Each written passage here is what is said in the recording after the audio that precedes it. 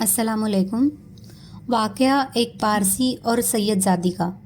ہیرات میں ایک سید فیملی رہتی تھی اور ان کے شوہر کا انتقال ہو گیا تو وہ بیوہ سید زادی غریبی اور فاقوں سے مجبور ہو کر سمرقند کی طرف چل پڑی۔ تو بیوہ خاتون سمرقند پہنچی تو ان کے ساتھ میں ان کی بچیاں تھی، کوئی بیٹا نہ تھا۔ خاتون نے لوگوں سے پوچھا تو پتہ چلا کہ سمرقند میں دو لوگ بہت رئیس ہے۔ پہلا رئیس مسلمان تھا اور دوسرا رئیس ایک پارسی تھا۔ خاتون نے سوچا کہ پہلے مسلمان کے پاس چلتی ہوں۔ جب وہ رئیس مسلمان کے پاس پہنچی تو خاتون نے اپنی پریشانی انہیں بتائی اور کہا کہ میں سید زادی ہوں، میرے شوہر کا انتقال ہو چکا ہے، میں بہت مجبور ہو کر آپ کے پاس آئی ہوں۔ رئیس مسلمان شخص کہنے لگا، کوئی شزرہ ہے تو دکھاؤ یا کوئی ثبوت دو کہ تم سید زادی ہو۔ وہ خاتون کہنے لگی، میں بہت مصیبت میں آپ کے پاس بڑی امید لے کر آئی ہوں۔ اس مصیبت کے گھڑی میں اپنے ساتھ شزرہ لے کر کہاں پھرتی رہوں میں؟ مگر اس رئیس مسلمان کے دل پر کوئی اثر نہ ہوا اور اس نے اپنا دروازہ بند کر لیا۔ بیوہ خاتون نے مجبوراً رئیس پارسی کی طرف جانے کا ارادہ کیا کہ شاید وہاں سے کوئی مدد مل جائے۔ خاتون سید زادی نے اس پارسی کے دروازے پر پہنچ کر اپنی مجبوری کا بیان کرنے لگی۔ خاتون نے کہا، میں مسلمانوں کے رسول صلی اللہ علیہ وسلم کی اولاد میں سے ہوں، میرے شوہر کا انتقال ہو چکا ہے، اب مجھے یہاں رہنے کے لیے کوئی ٹھکانہ چاہیے۔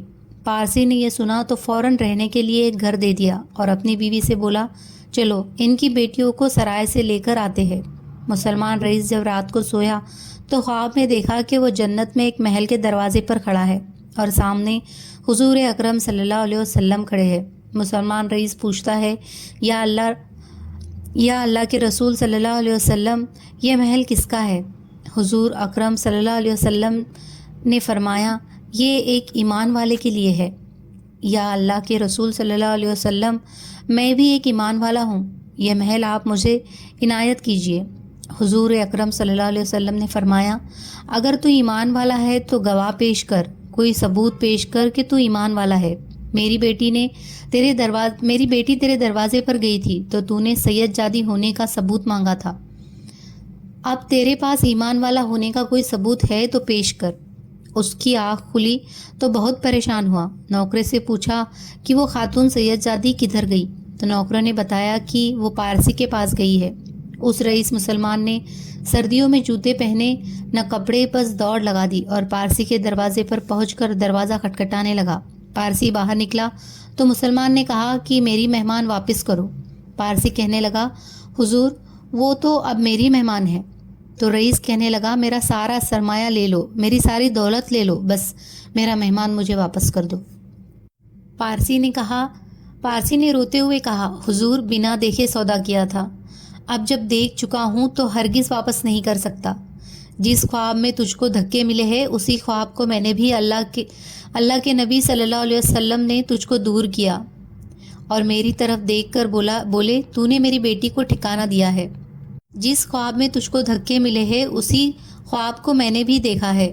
اللہ کے نبی صلی اللہ علیہ وسلم نے تجھ کو دور کیا اور میری طرف دیکھ کر بولے تو نے میری بیٹی کو ٹھکانہ دیا ہے، تجھے اور تیری نسل کو جنت مبارک ہو۔ پارسی کہنے لگا، میں تو کلمہ پڑھ کر ایمان لا چکا ہوں اور الحمدللہ اب میں مسلمان ہوں۔ حضور اکرم صلی اللہ علیہ وسلم نے فرمایا ہے کہ جس نے میری اولاد پر احسان کیا اور میری اولاد غریبی کی وجہ سے اس احسان کا بدلہ نہ چکا سکی تو قیامت کے روز میں اس احسان کا بدلہ چکاؤں گا۔